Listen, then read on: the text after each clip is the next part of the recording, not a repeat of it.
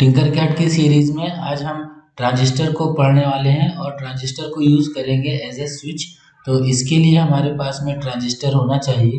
तो आप जैसे स्क्रॉल करोगे नीचे आप देखोगे ट्रांजिस्टर की कैटेगरी आपको यहाँ पर दिखाई देगी।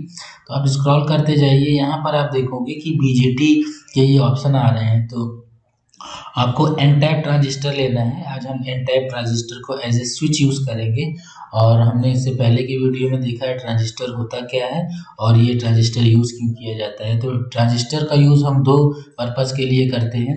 एक पर्पज़ हमारा होता है कि एज ए स्विच कराना है किसी चीज़ को, जैसे हमारे घरों में जो बोर्ड लगे होते हैं, फैन को ऑन ऑफ करना है तो स्विच का यूज़ करते हैं। तो ठीक उसी टाइप से हम ट्रांजिस्टर को यूज़ करते हैं। इनको यूज़ करने का बेनिफिट ये होता है कि ये हमारी सर्किट को ख़राब नहीं होने देते हैं और ये फिक्स आउटपुट इनसे हमें मिल जाता है। और दूसरी चीज़, इनसे हमें जो फाइनल आउटपुट मिलता है वो बहुत स्पीडी मिलता है। जैसे आप अपने घर के स्विच को 1 सेकेंड में कितनी बार ऑन ऑफ कर सकते हो, तो 2 या 3 या 4 5 बार। लेकिन अगर हमें वो स्विचिंग इतनी स्पीड में करानी हो कि हमें 1 सेकेंड में 1000 बार या इससे ज़्यादा स्विचिंग करानी है, तो ये पॉसिबल नहीं है उन स्विचों के थ्रू। तो हम इस स्विच का यूज़ कर रहे हैं ट्रांजिस्टर का, ये इसका बेनिफिट है। तो देख लेते हैं, ये जो हमारे पास ट्रांजिस्टर होते हैं इनके पास 3 लेग होती है। यहाँ पर जो 3 लेग है, ये देखिए कलेक्टर है, इस पे आप पॉइंटर लेके जा रहे हैं तो ये बीच वाली बेस है और राइट वाली एमीटर है। तो एनपीएन ट्रांजिस्टर में इसको एनपीएन इसलिए कहते हैं क्योंकि इसके जो एमीटर और कलेक्टर का जो दोनों लेग होता है ये निगेटिव होता है, इसको हमें निगेटिव पावर सप्लाई से जोड़ना होता है। और ये बीच वाला जो बेस होता है इसको हमें पॉजिटिव से जोड़ना होता है। तो बस इस पे हमें क्या करना है, बीच वाले पॉइंट में हमें पावर सप्लाई पॉजिटिव देनी है और एमीटर को निगेटिव पावर सप्लाई देंगे। तो जो पावर सप्लाई हम एमीटर को देंगे वही सप्लाई है यहाँ पर हमें कलेक्टर में आउट करके दे देगा और इस टर्मिनल से जो भी आउटपुट जाएगा वो हम लोड से जोड़ देंगे। तो हम देखेंगे इसको हम कैसे कनेक्ट कर रहे हैं। तो इसके लिए हमें सप्लाई देनी है सबसे पहले। तो हम क्या करने वाले हैं, यहाँ से एक बैटरी या पावर सोर्स लेंगे। तो हमने यहाँ पर बैटरी को यहाँ से ले लिया है और इसको रोटेट करते हैं। ऊपर से हम इसको रोटेट कर सकते हैं और इस ट्रांजिस्टर को हम इसकी जगह फिक्स करते हैं सो दैट कि कनेक्शन हमारे ठीक से हो पाए। तो चलते हैं, सबसे पहले हम इसका कनेक्शन करेंगे इस ट्रांजिस्टर का। तो हमने यहाँ पर क्लिक किया है ट्रांजिस्टर में। सबसे पहले हमने कहा ये बेस पे हमें पॉजिटिव सप्लाई देनी है और एमीटर पर नेगेटिव सप्लाई देनी है। तो हम क्लिक कर रहे हैं, बेस को कनेक्ट कर रहे हैं और नेगेटिव सप्लाई हम नेगेटिव वाले एमीटर वाले पॉइंट पर देंगे।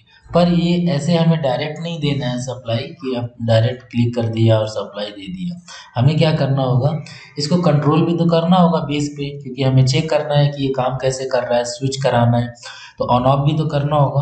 तो हम क्या करेंगे, बेस पे एक स्विच लगा देंगे जिसके थ्रू हम इसके बेस के पावर को कम या ज़्यादा मतलब ऑन या ऑफ कर सकते हैं। तो हमने एक स्विच ले लिया और इस स्विच के बीच वाले टर्मिनल पर हमने डायरेक्ट सप्लाई दी हुई है यहाँ से, और इसके साइड वाले टर्मिनल से हमने पावर निकाल ली है। और ये पावर हम डायरेक्ट इसलिए नहीं जोड़ेंगे क्योंकि ये 9 वोल्ट की बैटरी है। ये देखिए 9 वोल्ट की बैटरी है। तो 9 वोल्ट की बैटरी से ये स्विच खराब, ये ट्रांजिस्टर खराब हो सकता है।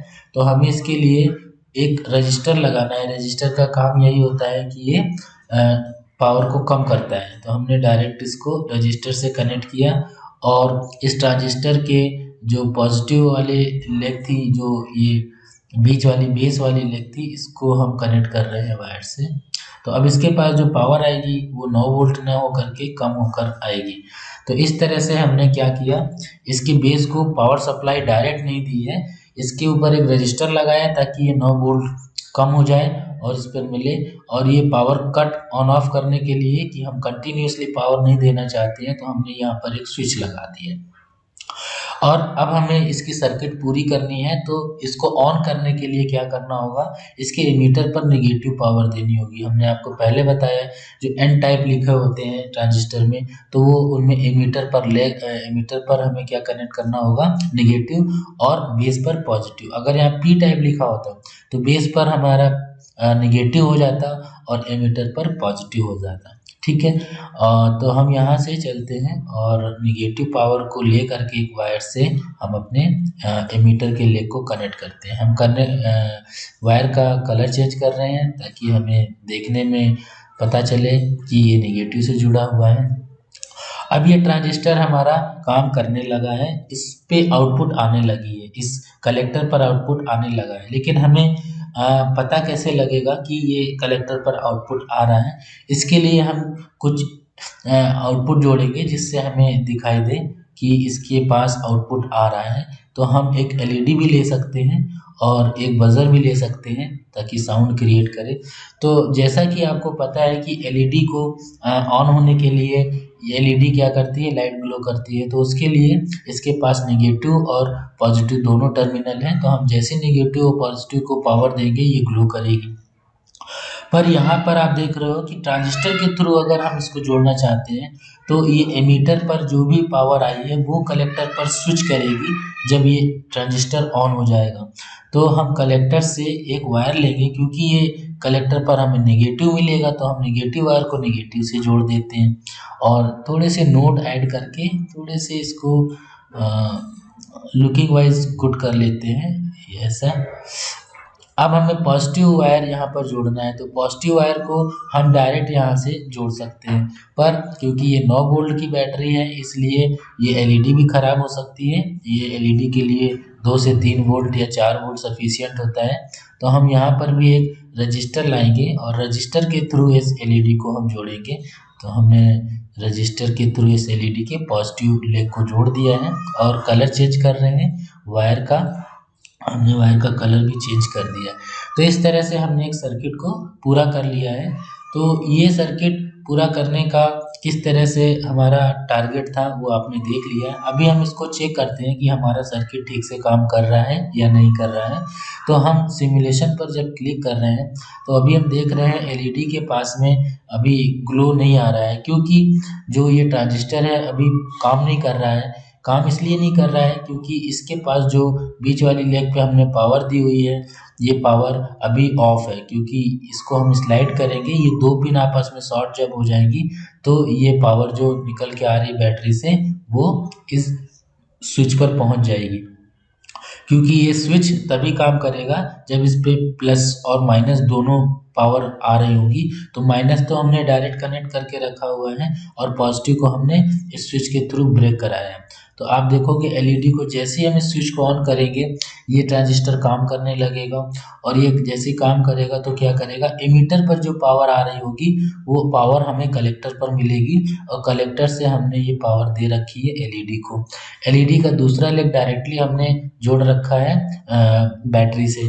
तो जैसे हम यहाँ पर क्लिक कर रहे हैं देखो एलईडी आपकी ऑन हो रही है और जैसे हम इसको पावर सप्लाई ट्रांजिस्टर का कट कर रहे हैं ये देखिए ऑफ हो रहा है, एलईडी ऑफ हो रहा है। तो इसका मतलब हमें कलेक्टर से आउटपुट मिल रहा है। और कौन सा आउटपुट मिल रहा है, जो हमने पावर यहाँ पर एमीटर को दिया हुआ है।